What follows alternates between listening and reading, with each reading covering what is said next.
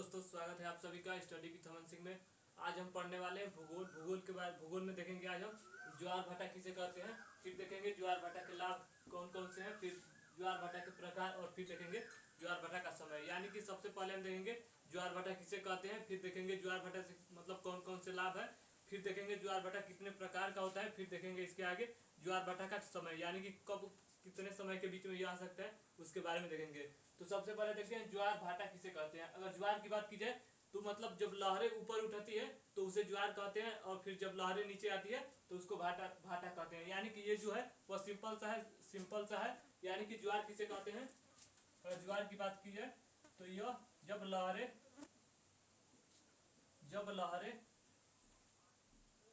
लहरें ऊपर जाती है तो इसे ज्वार कहते हैं, और जब लहरें यानी नीचे आती है तो इसको भाटा कहते हैं। ये तो बड़ा सिंपल सा है ज्वार भाटा मतलब किसे कहते हैं। अगर इसके आगे बात की जाए यानी कि ज्वार भाटा मतलब कैसे आता है, क्यों आता है, मतलब आता ही क्यों है, इसके बारे में अगर चर्चा की जाए कि ज्वार भाटा मतलब क्यों आता है और कैसे आता है।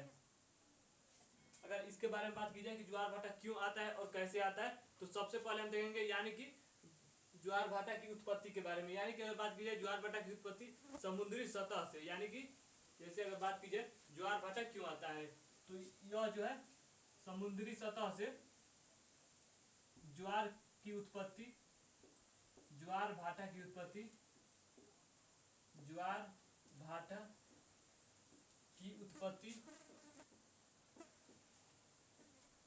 ज्वार भाटा की उत्पत्ति समुद्री सतह से, समुद्री सतह से। यानी कि हम लोग देख रहे हैं ज्वार भाटा की उत्पत्ति कैसे होती है। यानी कि ज्वार भाटा की उत्पत्ति समुद्री सतह से सूर्य का आकर्षण बल, चंद्रमा का आकर्षण बल और पृथ्वी का गुरुत्वाकर्षण बल और जो है पृथ्वी का अपकेंद्रीय बल के संयोग के माध्यम से ही ज्वार भाटा आता है। यानी कि हम बात कर रहे हैं पृथ्वी के यानी कि सूर्य के आकर्षण बल, सूर्य के आकर्षण बल, सूर्य के आकर्षण बल, चंद्रमा के आकर्षण बल, चंद्रमा के आकर्षण बल और पृथ्वी के गुरुत्वाकर्षण, पृथ्वी के गुरुत्वाकर्षण बल, और फिर चौथा जो है यानी कि सूर्य के आकर्षण बल, चंद्रमा के आकर्षण बल और पृथ्वी के गुरुत्वाकर्षण बल और पृथ्वी के अपकेंद्रीय बल के द्वारा ही, पृथ्वी के अपकेंद्रीय बल के द्वारा ही ज्वार भाटा की उत्पत्ति होती है। तो यानी कि हमने सबसे पहले देखा ज्वार किसे कहते हैं, जब लहरें ऊपर उठती है तो इसे ज्वार कहते हैं, और जब लहरें नीचे आती है तो इसको भाटा कहते हैं। अब हम बात करेंगे इसके आगे ज्वार भाटा की उत्पत्ति के बारे में। यानी कि ज्वार भाटा की उत्पत्ति समुद्री सतह पर सूर्य के आकर्षण बल, चंद्रमा के आकर्षण बल और पृथ्वी के गुरुत्वाकर्षण बल और पृथ्वी के अपकेंद्रीय बल के द्वारा ही ज्वार भाटा की उत्पत्ति हमको देखने को मिलती है। अगर ज्वार भाटा की बात की जाए तो इसमें भी दो प्रकार होता है। यानी कि एक होता है उच्च ज्वार, एक होता है निम्न ज्वार। यानी कि ज्वार भाटा की अगर बात की जाए तो इसमें होता है, एक होता है निम्न ज्वार, एक होता है उच्च ज्वार, एक होता है उच्च ज्वार और एक होता है निम्न ज्वार। यानी कि एक होता है उच्च ज्वार और एक होता है निम्न ज्वार। उच्च ज्वार की अगर बात की जाए तो समान ज्वार से 20% जब अधिक आता है तो उसे बोला जाता है उच्च ज्वार। यानी कि समान ज्वार से जब 20% अधिक जब ज्वार आता है तो उसको बोला जाता है उच्च ज्वार। और जब सामान्य ज्वार से 20% जब कम आता है तो इसको बोला जाता है निम्न ज्वार। तो यानी कि हम लोगों ने देखा ज्वार भाटा की उत्पत्ति कैसे होती है। ज्वार भाटा की उत्पत्ति समुद्री सतह पर सूर्य के आकर्षण बल, चंद्रमा के आकर्षण बल और पृथ्वी के गुरुत्वाकर्षण बल और पृथ्वी के अपकेंद्रीय बल के द्वारा ही ज्वार भाटा की उत्पत्ति होती है। और इसमें भी दो प्रकार का होता है, एक होता है उच्च ज्वार। उच्च ज्वार ये मतलब सामान्य ज्वार से जब 20% अधिक ज्वार आता है तो उसको बोला जाता है उच्च ज्वार, और जब सामान्य ज्वार से 20% कम ज्वार आता है तो उसको बोला जाता है निम्न ज्वार। जैसे मान लीजिए अगर सामान्य ज्वार की अगर बात की जाए तो जैसे मान लीजिए इसमें जो भिन्नता है, जैसे मान लीजिए हमने माना सामान्य ज्वार, सामान्य ज्वार, सामान्य ज्वार, एक सामान्य ज्वार था और एक था उच्च ज्वार, एक था उच्च ज्वार, उच्च ज्वार और एक था निम्न ज्वार। तो हमने बात किया उच्च ज्वार किसे कहते हैं, तो सामान्य ज्वार से 20% जब अधिक आए तो उसको उच्च ज्वार बोलते हैं, जो सामान्य ज्वार से 20% कम आए तो उसको निम्न ज्वार बोलते हैं। यानी कि जैसे ये मान लीजिए 100% है, तो सामान्य ज्वार से जब 20% अधिक आए तो 120, यानी कि 120 ये हो जाएगा और यहाँ पर ये 80 हो जाएगा। यानी कि सामान्य ज्वार से जब 20% कम आएगा तो उसको उच्च ज्वार बोलेंगे। तो हम लोग देख रहे हैं कि मतलब इसमें इतना भिन्नता क्यों है। अगर इसमें इतना भिन्नता की बात करें तो इसका 3 मुख्य कारण है। यानी कि जब मतलब सामान्य ज्वार से 20% अधिक और 20% कम की बात करें तो इसमें मतलब 3 प्रकार का भिन्नता हमको देखने को मिलता है। यानी कि इसकी भिन्नता की बात करें तो जिस जगह पर यह आता है उसके मतलब अगर भिन्नता की बात करें तो इसमें इतना भिन्नता क्यों है। तो पहला अगर बात करें इसमें भिन्नता की, इसमें भिन्नता मतलब क्यों है, तो इसके मतलब इस जगह पर, यानी कि जिस जगह पर ज्वार आएगा आता है उसके समुद्र की गहराई पर निर्भर करता है कि उसके समुद्र की गहराई छोटा है कि बड़ा है। यानी कि उस हिसाब से मतलब ज्वार आएगा। यानी कि छोटा जब होगा तो वहां पर निम्न ज्वार हमको देखने को मिलेगा। यानी कि लगभग ज्वार की ऊंचाई जो होगी वह 10 से 15 फीट होगी। और जहां पर हमको मतलब समुद्र की गहराई अधिक होगी, लगभग वहां से 30 से 40 फीट तक ज्वार आ जाता है। तो हम देखेंगे सबसे पहले समुद्र की गहराई पर निर्भर करेगा, यानी कि समुद्र की गहराई पर सबसे पहले निर्भर करेगा कि मतलब समुद्र की गहराई कितनी है। अगर दूसरी बात की जाए तो जहां पर मतलब जहां पर ज्वार आएगा उसका किनारा और तटीय क्षेत्र कैसा है, किनारा और तटीय क्षेत्र कैसा है। और जो तीसरा इसमें भिन्नता माना जाता है, इसमें तीसरा अगर भिन्नता की बात करें तो सागरीय विस्तार कैसा है, यानी कि खुला सागरीय है कि बंद सागरीय है। तो इसमें तीसरा भिन्नता की बात करें तो सागरीय विस्तार कैसा है, सागरीय विस्तार कैसा है, यानी कि खुला सागर है कि बंद सागर है। तो हम लोगों ने देखा ज्वार भाटा किसे कहते हैं। अगर ज्वार भाटा की उत्पत्ति की बात की जाए तो सूर्य के आकर्षण बल, चंद्रमा के आकर्षण बल, पृथ्वी के गुरुत्वाकर्षण बल और पृथ्वी के अपकेंद्रीय बल के द्वारा ही ज्वार भाटा की उत्पत्ति होती है। फिर हम लोगों ने देखा एक उच्च ज्वार होता है, एक निम्न ज्वार होता है। हम ज्वार की बात करें, भाटा की बात नहीं करें। यानी कि उच्च ज्वार की बात की जाए तो सामान्य ज्वार से अगर 20% अधिक ज्वार आता है तो उसको बोला जाएगा उच्च ज्वार। और फिर देखेंगे, फिर हम लोगों ने देखा निम्न ज्वार किसे कहते हैं, यानी कि सामान्य ज्वार से जब 20% कम ज्वार आता है तो उसको बोला जाता है निम्न ज्वार। हम लोगों ने देखा फिर इसमें मतलब इतना भिन्नता क्यों है कि मतलब उच्च ज्वार और निम्न ज्वार आता है। तो सबसे पहले इस पर निर्भर करता है समुद्र की गहराई के मतलब कितनी है। यानी कि अगर ज्यादा गहराई होगा तो वहां पर हमको देखने को मिलेगा उच्च ज्वार, और जहां गहराई कम होगा वहां पर निम्न ज्वार देखने को मिलेगा। और दूसरा मतलब निर्भर करता है उसका किनारा और तटीय क्षेत्र पर, यानी कि उसका किनारा और तटीय क्षेत्र कैसा है। और तीसरा निर्भर करता है सागरीय विस्तार का, यानी कि उसका मतलब सागरीय विस्तार कैसा है, खुला मतलब सागरीय है कि बंद सागरीय है। तो हम लोगों ने इसके बारे में देखा और इसके आगे देखते हैं, यानी कि मतलब जो है ज्वार भाटा बनता कैसे है, मतलब किस प्रकार से ज्वार भाटा की उत्पत्ति होती है, किस प्रकार मतलब ज्वार भाटा बनता है, उसके बारे में देखेंगे।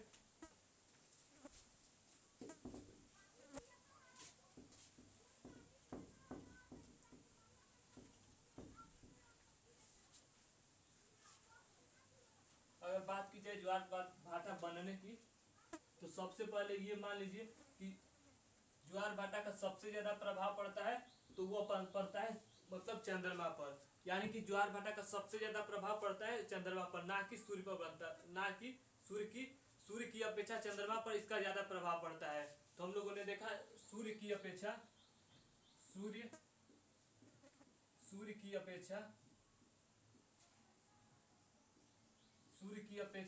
चंद्रमा पर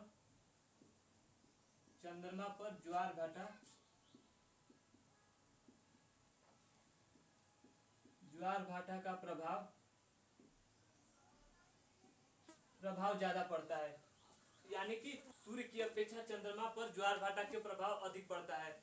यहाँ पर हम देखेंगे कि सूर्य जो है वो काफी बड़ा है और जो चंद्रमा है वह छोटा है। तो ऐसा कुछ मतलब नहीं है कि बड़ा छोटा से होने से कोई मतलब नहीं है, यानी कि सूर्य की अपेक्षा जो चंद्रमा है इस पर ज्यादा प्रभाव ज्वार भाटा का पड़ता है। इसका यह कारण है कि जो चंद्रमा है वह पृथ्वी के काफी नजदीक है, इसलिए जो है वह चंद्रमा पर सूर्य का जो है मतलब चंद्रमा पर ज्वार भाटा का प्रभाव बहुत ही ज्यादा पड़ता है। अगर सूर्य की अपेक्षा की बात करें तो हम लोगों ने देखा सूर्य की अपेक्षा जो चंद्रमा है इसका प्रभाव मतलब चंद्रमा पर ज्वार भाटा का प्रभाव ज्यादा पड़ता है, क्योंकि यह जो है वह पृथ्वी के काफी नजदीक है। तो अब हम देखते हैं यानी कि ज्वार भाटा किस तरह से बनता है।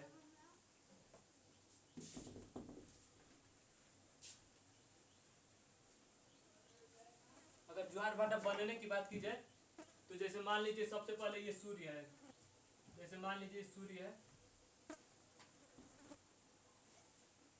ये है सूर्य और जो जो पृथ्वी है इसके चारों तरफ दीर्घवृत्ताकार चक्कर लगा रही है।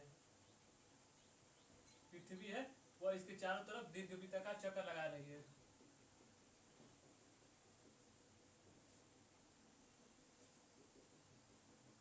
यानी कि हम लोग देख रहे हैं ज्वार भाटा किस तरह से बनता है। तो जो पृथ्वी है इसके चारों तरफ दीर्घवृत्ताकार चक्कर लगा रही है।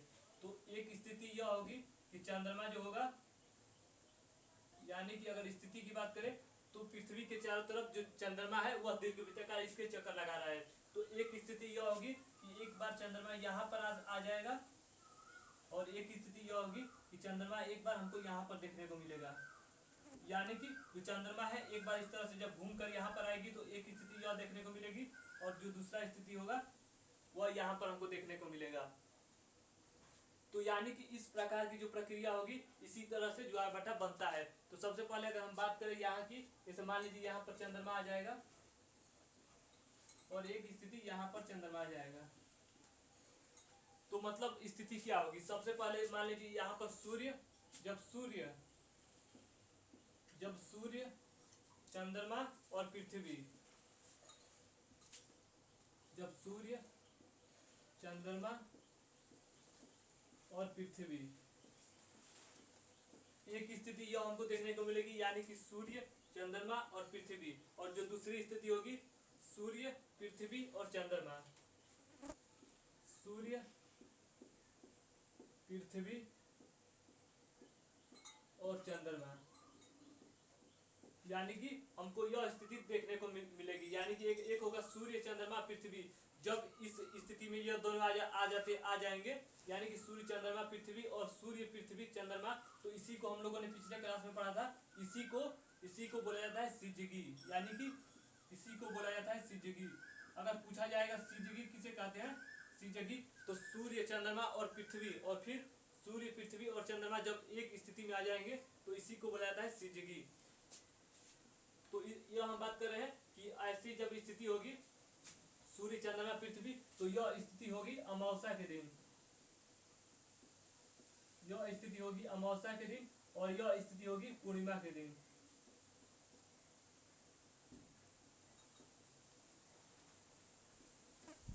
यह स्थिति हमको देखने को मिलेगी पूर्णिमा के दिन। यानी कि अगर बात करें सूर्य का जो प्रभाव है इस पर मतलब यहाँ से प्रकाश इसको मिल रहा है, सूर्य को जो मतलब चंद्रमा को यहाँ से प्रकाश मिल रहा है, तो इस स्थिति को बोलेंगे अमावस्या। क्योंकि यहाँ पर जब प्रकाश होगा तो इस जो पृथ्वी के इस साइड वाला है यहाँ पर हमको दिन देखने को मिलेगा। जब यहाँ पर दिन हमको देखने को मिलेगा तो यहाँ पर चंद्रमा की जो स्थिति है हमको दिखाई नहीं देगी, इसीलिए यहाँ पर अमावस्या होगा। और यहाँ पर जब चंद्रमा हमको दिखाई देगा तो यहाँ पर हमको पूर्णिमा, जब यहाँ पर दिन होगा तो यहाँ पर रात होगा। जब इस स्थिति में आएगी तो यहाँ पर पूर्णिमा मनाया जाएगा। यानी कि सूर्य चंद्रमा पृथ्वी और इस स्थिति में आ जाएंगे तब ही इसको बोला जाता है अमावस्या और इसको बोला जाता है पूर्णिमा। यानी कि यह जब स्थिति आ जाएगी तब ही ज्वार भाटा की उत्पत्ति होगी। यह हमेशा महीने में, यानी कि यह महीने में ऐसी स्थिति 2 बार देखने को मिलती है। क्योंकि जो चंद्रमा है ना ही अपना मतलब चंद्रमा है ना ही रुकना अपना बंद करेगा और ना ही ज्वार भाटा की उत्पत्ति रुकेगी। यानी कि हम लोगों ने देखा ऐसी जब स्थिति होगी सूर्य चंद्रमा पृथ्वी, तो तभी ज्वार भाटा की उत्पत्ति हमको देखने को मिलेगी। और यह जो है वह हमेशा महीने में 2 बार स्थिति ऐसी देखने को मिलती है।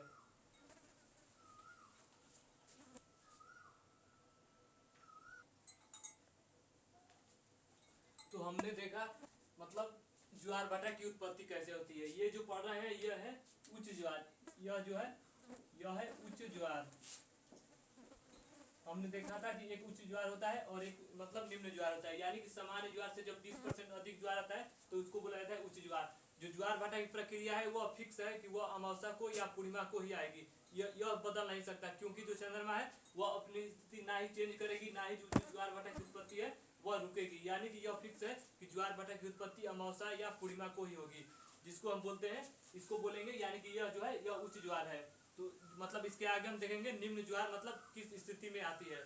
तो हम लोगों ने देखा उच्च ज्वार के बारे में कि जब अमावस्या या पूर्णिमा को ही उच्च ज्वार हमको देखने को मिलेगा, यानी कि समान ज्वार से जब 20% अधिक ज्वार आएगा तो उसको बोला जाएगा उच्च ज्वार। हम लोगों ने उच्च ज्वार के बारे में देखा, यह जो होगा अमावस्या या पूर्णिमा को ही आएगा, यह मतलब जो टाइम है वह फिक्स है। तो इसके आगे देखते हैं निम्न ज्वार के बारे में,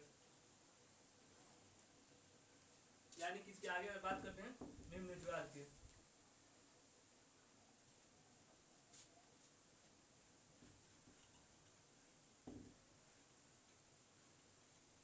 अगर निम्न ज्वार की बात की जाए तो मान लीजिए यहाँ पर पृथ्वी तो चक्कर लगा रही थी पृथ्वी,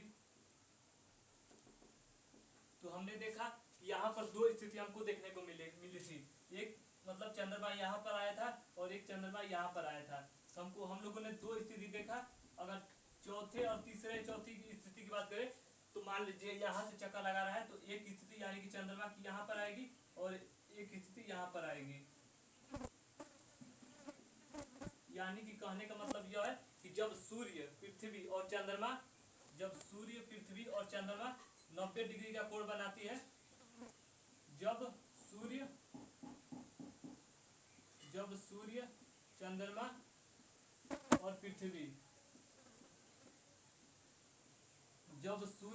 और पृथ्वी 90 डिग्री का कोण बनाती है, यानी कि यह जो तीनों है वह समकोण यानी कि 90 डिग्री का कोण बनाती है, या समकोण पर जब काटती है, समकोण जब बनाती है तो इस स्थिति में हमको निम्न ज्वार देखने को मिलता है। यानी कि इस स्थिति में हमको निम्न ज्वार देखने को मिलता है। निम्न ज्वार हमको देखने को मिलता है, जो कि हमने पढ़ा था सामान्य ज्वार से 20% कम होता है, यानी कि सामान्य ज्वार से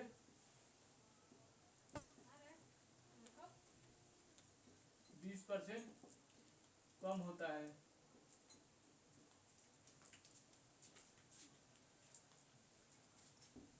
यानी कि सूर्य चंद्रमा और पृथ्वी जब 90 डिग्री का कोण बनाएगी, यह जो समकोण पर अपने काटेगी, तो इस स्थिति में निम्न ज्वार को देखने को मिलेगा। यानी कि जो होगा सामान्य ज्वार से 20% जब कम होगा तो उसको ही बोला जाएगा निम्न ज्वार। यानी कि जब सामान्य ज्वार से यानी कि जब सूर्य पृथ्वी और चंद्रमा जब एक स्थिति में यानी कि समकोण पर काटेगी, यानी कि 90 डिग्री का जब कोण बनाएगी, तो इस स्थिति में निम्न ज्वार हमको देखने को मिलेगा। इसको यानी कि सामान्य ज्वार से 20% कम ज्वार जब आएगा तो उसको बोला जाएगा निम्न ज्वार। जो कि अगर इसकी बात की जाए तो यह आएगा कृष्ण पक्ष और शुक्ल पक्ष को, यह स्थिति हमको देखने को मिलेगी। यानी कि हम लोगों ने पीछे देखा जो निम्न मतलब उच्च ज्वार है वह अमावस्या या पूर्णिमा को देखने को मिलेगा, लेकिन अगर इसकी बात की जाए तो यह कृष्ण पक्ष और शुक्ल, यानी कि यहाँ पर दो स्थिति में हमको यह जो है निम्न ज्वार देखने को मिलेगा। एक है कृष्ण पक्ष और एक है शुक्ल पक्ष, और कृष्ण पक्ष और शुक्ल पक्ष में भी सप्तमी और अष्टमी को ही देखने को मिलेगा। यानी कि सप्तमी और अष्टमी को यह दो मतलब दोनों स्थिति है वो हमको देखने को मिलेगा, सप्तमी और अष्टमी को। यानी कि हम लोगों ने देखा मतलब निम्न ज्वार के बारे में, जो कि सामान्य ज्वार से लगभग 20% जब कम होगा तो उसको निम्न ज्वार बोला जाएगा। जबकि सूर्य और पृथ्वी और चंद्रमा जब एक समकोण की स्थिति में आ जाएगी तो यह निम्न ज्वार हमको देखने को मिलेगा। यह जो होगा वह कृष्ण पक्ष या शुक्ल पक्ष को देखने को मिलेगा। इसी में भी सप्तमी या अष्टमी को हमको निम्न ज्वार देखने को मिलेगा। इसके बाद हम चर्चा करेंगे यानी कि मतलब ज्वार भाटा के लाभ के बारे में। हम लोगों ने देखा ज्वार भाटा किसे कहते हैं, अब इसके आगे देखेंगे इसके लाभ के बारे में, यानी कि ज्वार भाटा से कौन कौन से लाभ होते हैं।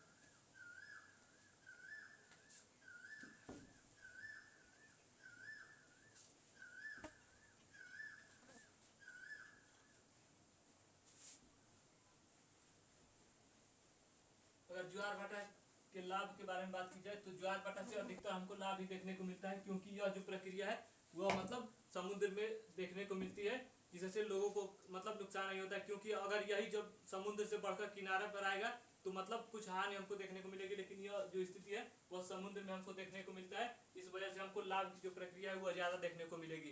तो अगर लाभ की बात की जाए यहाँ पर, अगर लाभ की बात की जाए तो सबसे पहले अगर लाभ की बात की जाए तो मान लीजिए अगर इसकी बात की जाए तो जो ज्वार आता है लगभग 45 से 50 फीट तक, यानी कि काफी सुनामी जैसी हमको देखने को मिलेगी। अगर किनारे पर आएंगे तो किनारे पर उतना ज्यादा हमको देखने को नहीं मिलेगा, क्योंकि किनारे पर आते आते जो मतलब लहर है वह मतलब थम से जाती है। फिर अगर मतलब बीच में अगर बात की जाए तो लगभग यानी कि घुटने तक भी आती है, और काफी ज्यादा यानी कि काफी 45 से 50 फीट तक इसकी सुनामी हमको देखने को मिलेगी। लेकिन अगर लाभ की बात की जाए तो सबसे पहले जब ज्वार भाटा आएगा तो यहाँ से एक ज्वारीय तरंग उत्पन्न होगी। अगर इसकी बात की जाए तो यहाँ से जब ज्वारीय तरंग जब उत्पन्न होगी, यहाँ से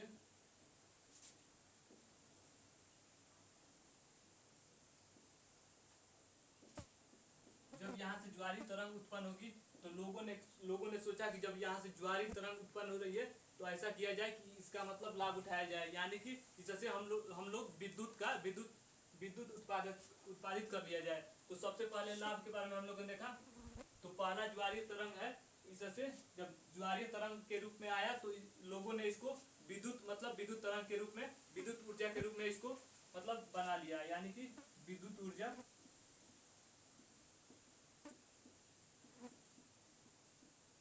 यानी कि हम लोगों ने पहला लाभ देखा कि मतलब पानी की उत्पत्ति से, यानी कि जब इसकी गति काफी ज्यादा तेज थी, यानी कि ऊपर जा रही थी नीचे जा रही थी, तो इसके कारण से लोगों ने इसके मतलब लहर के माध्यम से, यानी कि जब ज्वारी ऊपर और नीचे जा रही थी तो इसके माध्यम से लोगों ने यहाँ पर विद्युत ऊर्जा के रूप में इसको मतलब कन्वर्ट कर लिया, यानी कि चेंज कर लिया। अगर दूसरे लाभ की बात की जाए, पहला हम लोगों ने देखा जब ज्वारी तरंग उत्पन्न हो रही थी तो इससे लोगों ने विद्युत ऊर्जा के रूप में इसको बदल लिया। अगर दूसरे की बात की जाए तो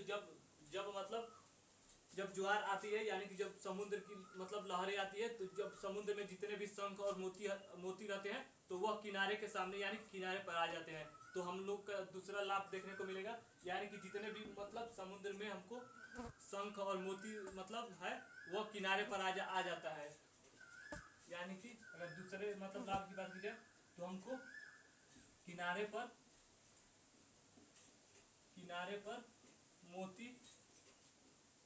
मोती और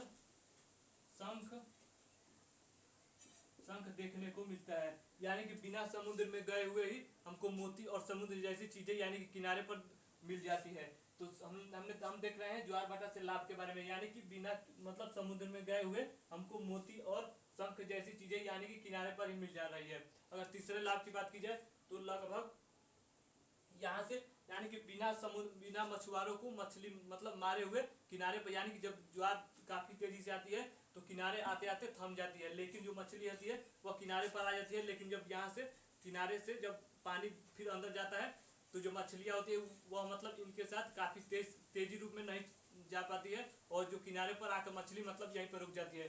तो यहाँ पर हमको देखने को मिलता है, यानी कि जो मछली है वह किनारे पर आ जाती है, यानी कि बिना मछली मारे हुए लोगों को यानी मछुआरे को मछली प्राप्त हो जाती है। बिना मछली मारे लोगों को मतलब किनारे पर मछली प्राप्त हो जाती है। अगर चौथे इसके लाभ की बात की जाए तो यहाँ पर जैसे मान लीजिए चौथे अगर लाभ की बात की जाए तो जो मतलब समुद्र होता है उसके आसपास काफी मतलब कचरा होता है, और जो कचरा होता है तो जब लहरें आती है तो उसी कचरे को पूरा कचरे को नदी में फिर लेकर चली जाती है, यानी कि बिना साफ किए हुए मतलब जो कचरा है वह हमको साफ हो जाता है, यानी कि बिना मजदूर लगाए ही जो कि मतलब जो कचरा है वह साफ हो जाता है। तो हमको देखने को मिलता है जो चौथा है वह कचरा साफ हो जाता है, यानी कि बिना मजदूर लगाए ही समुद्र के मतलब किनारे का जितना भी कचरा होता है वह साफ हो जाता है। अगर पांचवे इसके लाभ की बात की जाए तो हम लोगों ने 4 लाभ के बारे में देखा, और पांचवे अगर लाभ की बात की जाए तो पांचवा लाभ है जैसे मान लीजिए अगर समुद्र में कहीं जो मतलब जहाज है तो वह रुक जाती है, यानी कि अगर पानी उतना ज़्यादा नहीं रहता है तो वहाँ पर रुक जाती है। लेकिन जब ज्वार आती है तो जो मतलब फंसा होता है जहाज, उसके ज्वार के माध्यम से वह जो जहाज है वह किनारे पर आ जाती है। तो जो जहाज है वह ज्वार के कारण मतलब किनारे पर आ जाती है। यानी कि जो अगर जहाज है वो मतलब जहाँ जहाँ पानी कम रहता है तो वहाँ जाकर फंस जाती है, तो उसके माध्यम से जब ज्वार आता है तो जहाज रहता है, यानी कि पानी का जो जहाज रहता है वह किनारे पर आ जाता है, यानी कि बीच में से किनारे पर आ जाता है। तो हम लोगों ने यानी कि ज्वार भाटा के उत्पत्ति के बारे में देखा, फिर हम लोगों ने ज्वार भाटा के लाभ के बारे में देखा। अब बात कर रहे हैं ज्वार भाटा के प्रकार के बारे में, यह मतलब यह कितने प्रकार का होता है। अगर ज्वार भाटा के प्रकार की बात की जाए,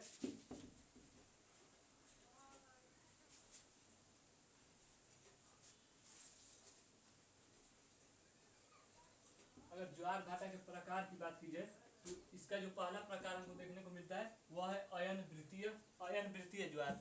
यानी कि प्रकार की अगर बात करें तो यह जिसका पहला अगर है तो उसको बोला जाता है अयन वृत्तीय ज्वार। जो पहला इसका प्रकार है वह है अयन वृत्तीय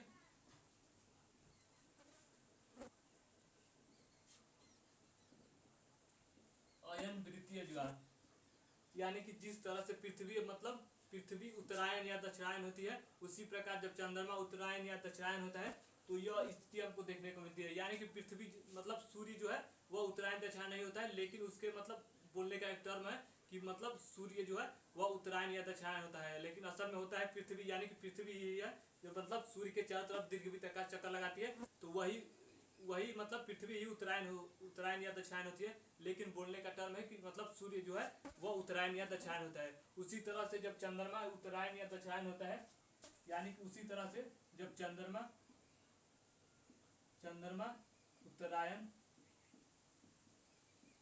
उत्तरायण या दक्षिणायन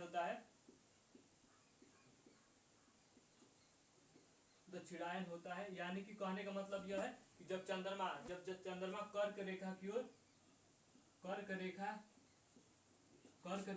ओर झुकाव करता है, और जो यानी कि जब चंद्रमा कर्क रेखा या मकर रेखा की ओर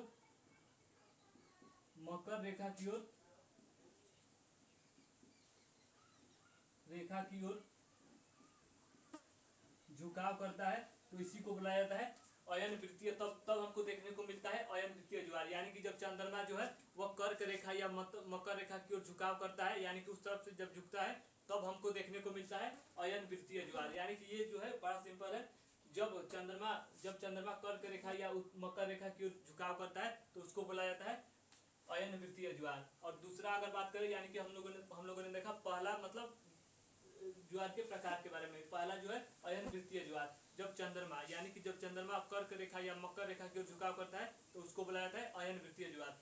अगर दूसरे की बात करें, जब चंद्रमा 0 डिग्री लाइन या भूमध्य रेखा की ओर झुकाव करता है तो इसको बोला जाता है भूमध्य ज्वार।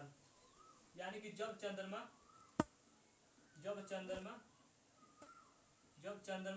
0 डिग्री लाइन या भूमध्य रेखा की ओर झुकाव करता है तो इसको बोला जाता है भूमध्य ज्वार।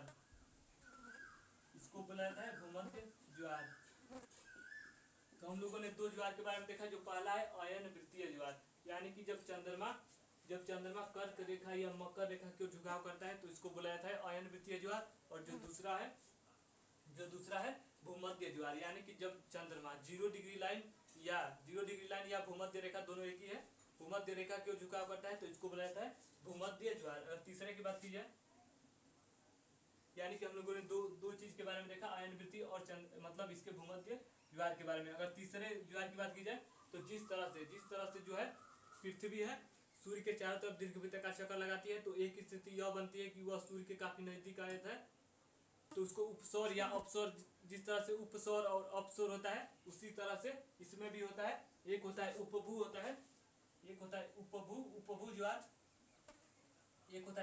ज्वार, और एक चौथा जो होता है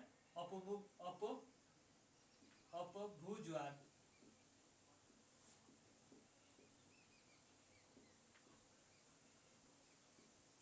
जिस तरह से उपसौर और अपसौर की स्थिति हमको देखने को मिलती है, इसी तरह से उपभू और अपभू ज्वार होता है। इस स्थिति में क्या होता है, जब पृथ्वी जो है चंद्रमा के काफी नजदीक आ जाती है, जब चंद्रमा या पृथ्वी जब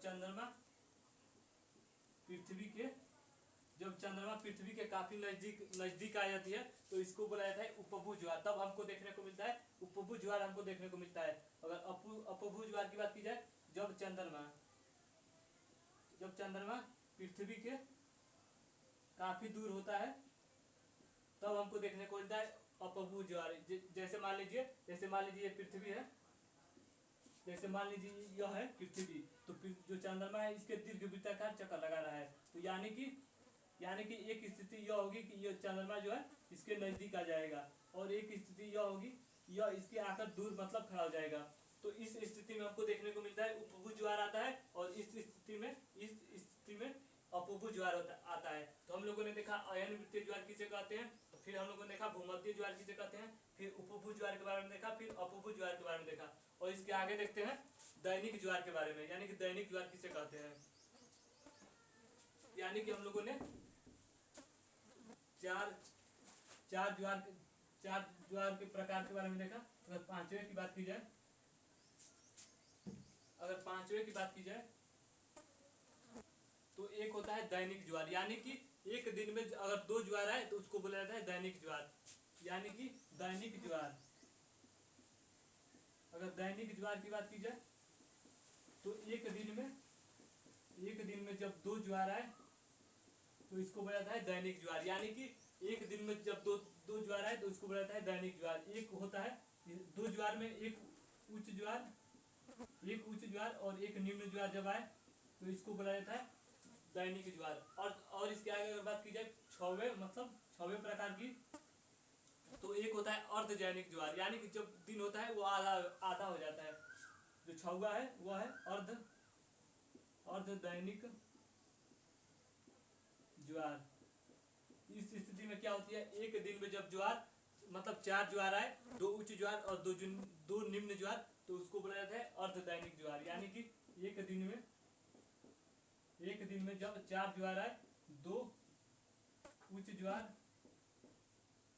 ज्वार और 2 निम्न ज्वार, तो उसको बोला जाता है अर्धदैनिक ज्वार। तो हम लोगों ने देखा अयन वृत्तीय ज्वार। अयन वृत्ति की बात की जाए तो जब चंद्रमा का झुकाव कर्क रेखा या मकर रेखा की ओर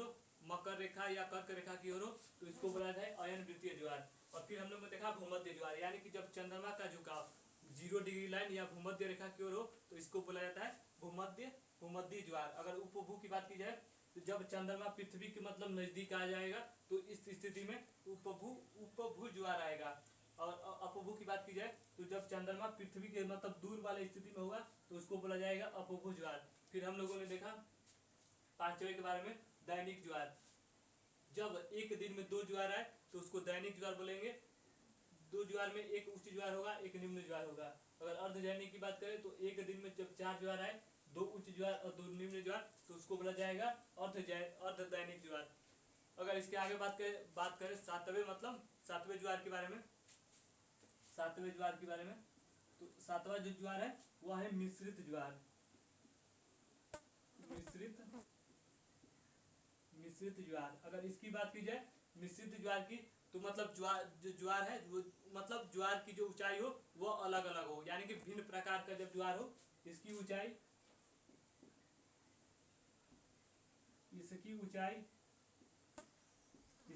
जब भिन्न हो, तो उसको बोला जाता है मिश्रित ज्वार। तो हम लोगों ने 7 ज्वार के बारे में देखा, यानी कि इसके प्रकार के बारे में देखा, मतलब 7 प्रकार का होता है। अगर बात करें मिश्रित ज्वार मतलब कहाँ हमको देखने को मिलेगा, यानी कि मिश्रित अगर ज्वार की बात करें तो मिश्रित ज्वार हमको कहाँ देखने को मिलेगा। अगर मिश्रित ज्वार की बात की जाए तो जैसे मान लीजिए ये है उत्तरी अमेरिका, जैसे अगर उत्तरी मैप के माध्यम से अगर देखें तो मान लीजिए ये अगर उत्तरी अमेरिका है, इसके अगर आगे बात की जाए यहाँ पर नीचे, तो हमको दक्षिणी अमेरिका देखने को मिलती है। यहाँ पर हमको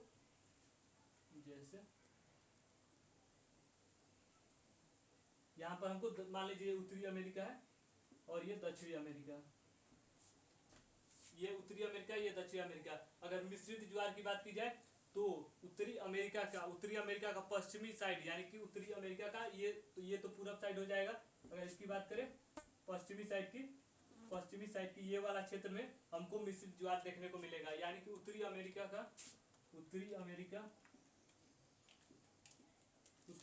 का पश्चिमी साइड में हमको मिश्रित ज्वार देखने को मिलेगा, यानी कि पश्चिमी साइड में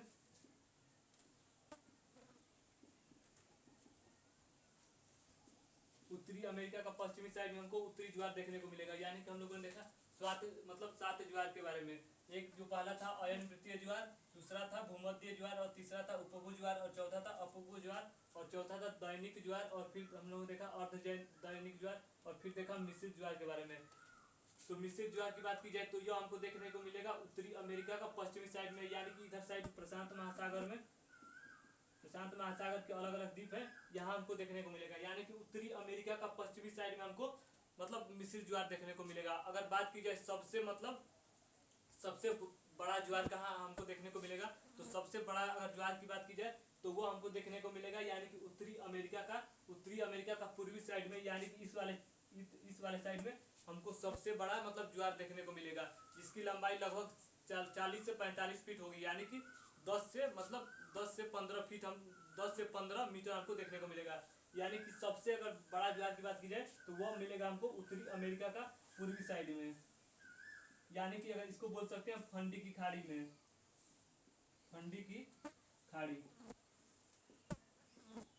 खाड़ी में सबसे बड़ा हमको ज्वार देखने को मिलेगा। अगर मिश्रित ज्वार की बात की जाए तो वो हमको देखने को मिलेगा उत्तरी अमेरिका के पश्चिमी साइड में। अगर सबसे बड़ी ज्वार की बात की जाए तो वो हमको देखने को मिलेगा उत्तरी अमेरिका का पूर्वी साइड में, जो कि फंडी की खाड़ी भी बोल सकते हैं। यानी कि इसकी अगर बात करें तो इसका जो ज्वार होता है यानी कि 45 से 50 फीट तक इसका ज्वार ऊपर तक उठता है। अगर सबसे अधिक बार बात की जाए कि सबसे अधिक बार ज्वार हमको कहाँ देखने को मिलेगा, सबसे अधिक बार अगर ज्वार की बात की जाए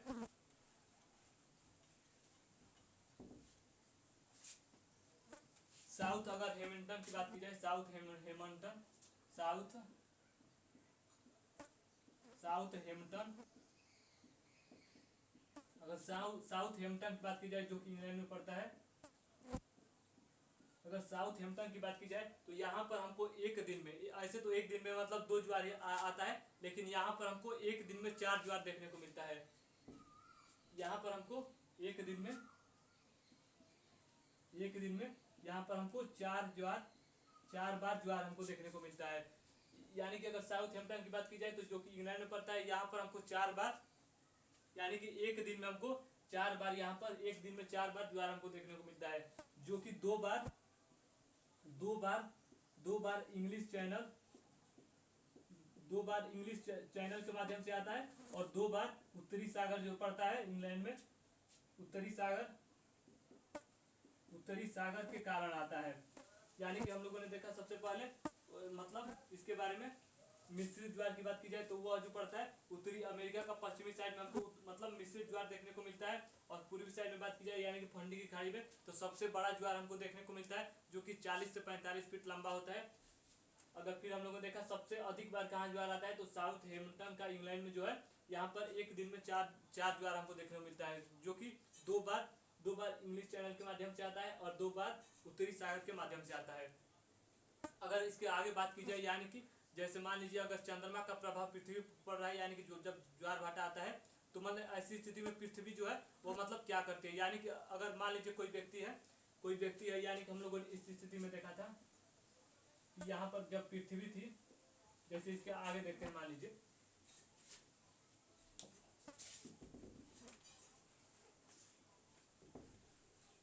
यानी कि जब चंद्रमा का आकर्षण बल जब ज्यादा होता है तो पृथ्वी पर इसका प्रभाव क्यों नहीं पड़ता है। यानी कि हम लोगों ने बात किया, जैसे मान लीजिए यह था सूर्य, और यहाँ पर हमने देखा पृथ्वी, और जब पृथ्वी के चारों तरफ जो दीर्घवृत्ताकार से चक्कर लगा रहा था कौन, चंद्रमा, तो चंद्रमा की स्थिति ये थी। तो अगर हम बात करें यानी कि जब सूर्य का प्रभाव जब सूर्य यहाँ पर तो है, जब पृथ्वी का दीर्घवृत्ताकार चक्कर लगा रही है तो चंद्रमा का हमने देखा सबसे ज्यादा प्रभाव पड़ता है चंद्रमा के आकर्षण बल के कारण, जब चंद्रमा का प्रभाव पृथ्वी पर पड़ेगा, जैसे मान लीजिए कोई व्यक्ति खड़ा है, अगर उसको कोई धक्का दे रहा है तो वह जो व्यक्ति है वो पीछे की तरफ गिर जाएगा। उसी प्रकार की स्थिति हमको यहाँ पर देखने को मिलेगी, यानी कि जब यहाँ पर चंद्रमा के आकर्षण बल के द्वारा पृथ्वी पर मतलब ज्वार भाटा की उत्पत्ति होती है, तो जब यहाँ से मतलब आकर्षण बल इसका लगेगा तो पृथ्वी की स्थिति क्यों नहीं चेंज हो जाती, यानी कि कोई व्यक्ति जब खड़ा है तो इसको कोई धक्का दे रहा है तो मतलब वो व्यक्ति जो है वह गिर जाएगा। तो ऐसी स्थिति में क्या होती है, जो पृथ्वी एक अपकेंद्रीय बल अपने अंदर से अपकेंद्रीय बल निकालती है, यानी कि जो पृथ्वी है अपने अंदर से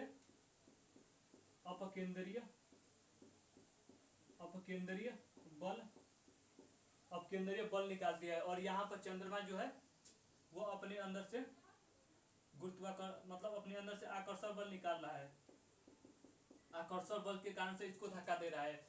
लेकिन यहाँ से पृथ्वी के अंदर से अपकेंद्रीय बल निकलता है और यहाँ से इसके जो मतलब इसका गुरुत्वाकर्षण से इसका मतलब अपकेंद्रीय बल ज्यादा हो जाता है, जिसकी वजह से पृथ्वी जो है इसका कोई प्रभाव नहीं पड़ता है। जैसे मान लीजिए कोई व्यक्ति है, अगर इसको इधर से धक्का दे रहा है, अगर इधर से यानी कि पीछे साइड से कोई और व्यक्ति इसको धक्का दे रहा है, तो इसकी स्थिति जो होगी वह मतलब सेम होगी, मतलब जो व्यक्ति जहाँ खड़ा है वहीं पर मतलब खड़ा हो जाएगा। यही जो चीज है यहाँ पर हमको देखने को मिलती है, यानी कि ये जो चंद्रमा है इसको इधर साइड में धक्का दे रहा है, लेकिन यहाँ से पृथ्वी जो है अपने अंदर से अपकेंद्रीय बल निकाल रही है, जिसकी वजह से जो पृथ्वी का स्थिति है वह मतलब ये इसी स्थिति में खड़ी है। लेकिन अगर अपकेंद्रीय बल अगर नहीं निकालती, जो पृथ्वी की स्थिति है वह चेंज हो जाती है, यानी कि पृथ्वी जो है वह चक्कर काटते काटते दूसरे मतलब स्थिति में आ जाती। तो इसी वजह से जो है चंद्रमा के आकर्षण बल के कारण ही पृथ्वी अपने अंदर से जब अपकेंद्रीय बल निकालती है, इसी वजह से पृथ्वी पर चंद्रमा का जब ज्वार भाटा आता है तो इसका कोई प्रभाव नहीं पड़ता है। तो हम लोगों ने इसके बारे में देखा। अब देखते हैं मतलब भारत के मतलब दृष्टिकोण से कि भारत में कौन कौन से ज्वार भाटा कब कब से आते हैं। अगर भारत की बात की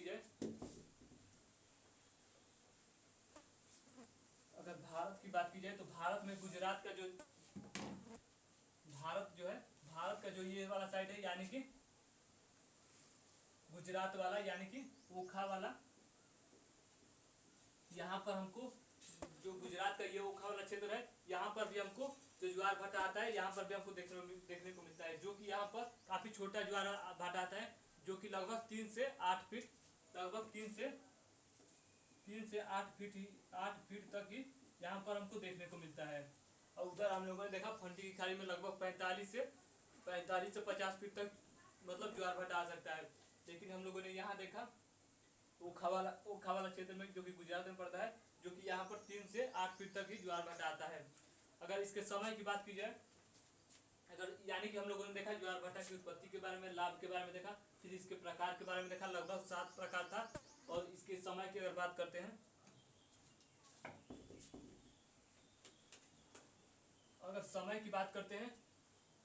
अगर इसके समय की बात करते हैं, यानी कि इसके समय की बात करते हैं, तो इसका जो टाइम है लगभग 24 घंटा में इसको 2 बार आना चाहिए। यानी कि अगर समय की बात करें तो ज्वार भाटा जो है 24 घंटा में इसको 2 बार आना चाहिए। लेकिन यह हमेशा 26 घंटा लेट हो जाती है। क्यों लेट हो जाती है उसके बारे में अगर बात करें, यानी कि इसको आना चाहिए 24 घंटा में 2 बार, लेकिन हमेशा यह जो है वह मतलब 26 मिनट लेट ही होती है। अगर लेट की बात करें तो क्यों इसका मतलब लेट हो जाता है, तो जैसे मान लीजिए पृथ्वी और चंद्रमा दोनों जो है वह किसी ना किसी का मतलब परिक्रमण करती है या घूर्णन करती है, अपने अक्ष पर घूर्णन भी करती है। और किसी मतलब जैसे सूर्य जो है मतलब जो पृथ्वी है वह सूर्य के चारों तरफ चक्कर लगाता है, उसी तरह से जो चंद्रमा है पृथ्वी का चारों तरफ चक्कर लगाता है। यानी कि इस स्थिति में जैसे यह घूर्णन भी करती है और अपने अक्ष पर परिक्रमण भी करती है। इसी वजह से यह जो आना चाहिए 24 घंटे में 2 बार, लेकिन हमेशा 26 मिनट लेट हो जाती है। यानी कि 26 मिनट हमेशा लेट होती है। तो इस स्थिति में हमको देखने को मिलता है कि 12 घंटे में जो ज्वार भाटा का समय माना जाता है वह 12 घंटे में 26 मिनट, 12 घंटा 26 मिनट, और 12 घंटा में 26 मिनट लेट हो जाती है। और 24 घंटा की अपेक्षा बात करें तो 24 घंटा में इसका अगर डबल कर दे तो 52 मिनट लेट होती है। तो यहाँ से निकल कर आता है कि इसका टाइम क्या है, तो 12 घंटा में 26 मिनट लेट रहती है और 24 घंटा में 52 मिनट लेट होती है। तो हम लोगों ने ज्वार भाटा के बारे में देखा, फिर इसके आगे देखा इसके लाभ के बारे में, फिर इसके प्रकार के बारे में देखा, फिर इसके समय के बारे में देखा। तो आज का जो हमारा टॉपिक है लगभग पूरी तरह से खत्म हो गया। कल हम चर्चा करेंगे यानी कि अक्षांश रेखा क्या होता है, फिर इसके आगे देखेंगे देशांतर रेखा के बारे में, यानी कि अक्षांश रेखा और देशांतर रेखा के मतलब किस तरह से इसको मतलब काल्पनिक रेखा खींचा गया उसके बारे में चर्चा करेंगे। तो आज के लिए इतना ही, धन्यवाद।